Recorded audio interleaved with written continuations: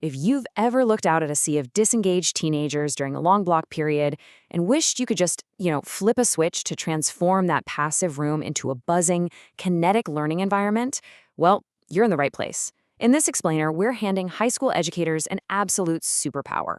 We're going to dive into a structured, high-engagement strategy designed to do exactly that. So, how do you get every single high school student talking? It's the million-dollar question, right?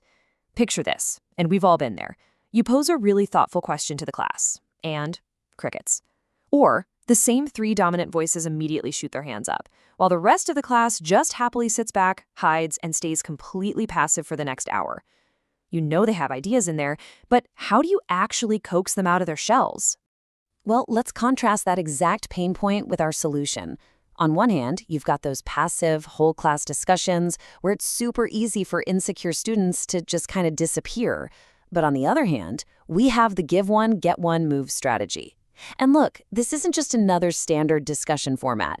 It's a collaborative methodology that mathematically guarantees every single student is talking, listening, and exchanging content.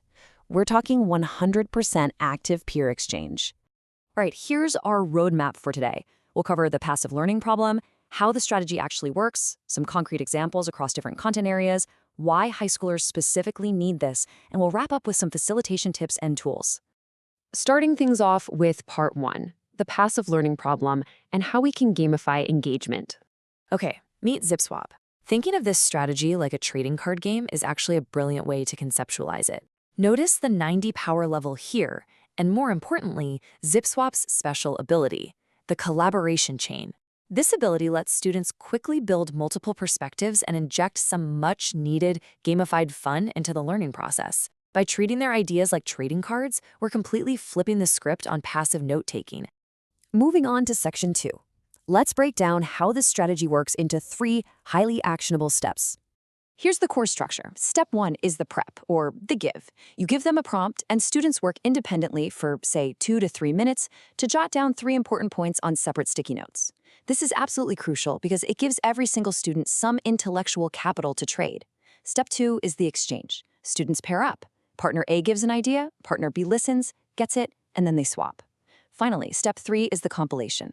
Students head back to their desks, having built that collaboration chain we mentioned, basically an expanded sequence of diverse information they simply couldn't have generated all by themselves.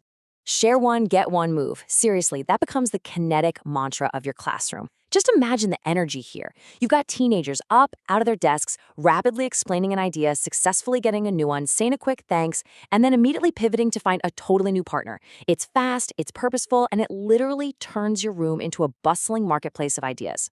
Which brings us to section 3, examples across content areas and how to adapt this for high school rigor.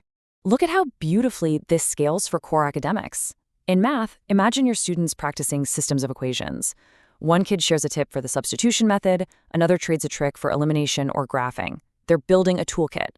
In ELA, they can swap different thematic interpretations from a novel. Over in science, maybe a student starts with just one step of photosynthesis or the nitrogen cycle, right? But through trading, they literally stitch the entire continuous process together.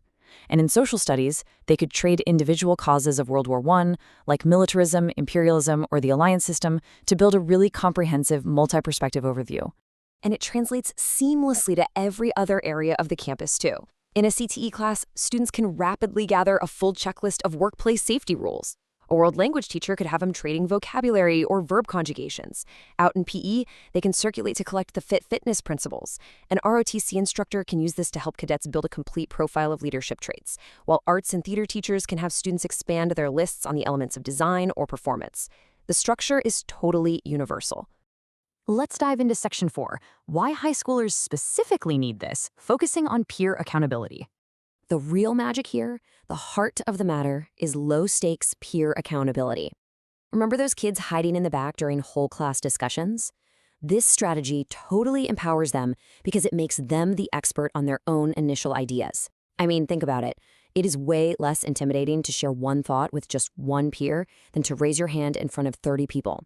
They're building academic confidence with every single successful trade. Plus, the physical benefits are huge. High schoolers sit for hours every day. Getting them up and out of their seats introduces purposeful movement, which spikes blood flow and wakes the brain back up. It's literally the perfect antidote for that mid-block period slump. And it demands active synthesis. They can't just space out. They actually have to listen to their partner to verify if the idea they're being handed is genuinely new to their list. All right, final section, number 5, facilitation tips and tools to manage this effectively. Okay, so first step, you absolutely must use a tight timer.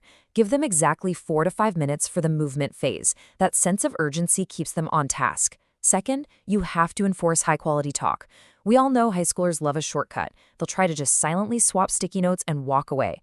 You have to set the firm expectation that no paper changes hands without a verbal explanation first. And finally, cap it off with a stand-up debrief. When the timer rings, everyone freezes, and you call on a few random students to share the most surprising idea they got from a peer.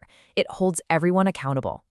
And hey, to make your prep as a teacher totally effortless, you've got to check out this AI lesson prompt. You can literally just plug this into your favorite AI tool, throw in your subject, your grade level, and your specific standard, and bam! In seconds, it generates 5 to 10 prompts, clear directions, and a custom facilitation guide just for you. It's a massive time saver. So I'm going to leave you with this final thought. What intellectual capital will your students trade tomorrow? You now have the exact blueprint to defeat disengagement, break the agonizing silence of those long block periods, and spark some genuine, active peer teaching. Give one, get one, move a try in your next lesson, and just watch your classroom transform. Thanks so much for joining me for this explainer, and keep on learning,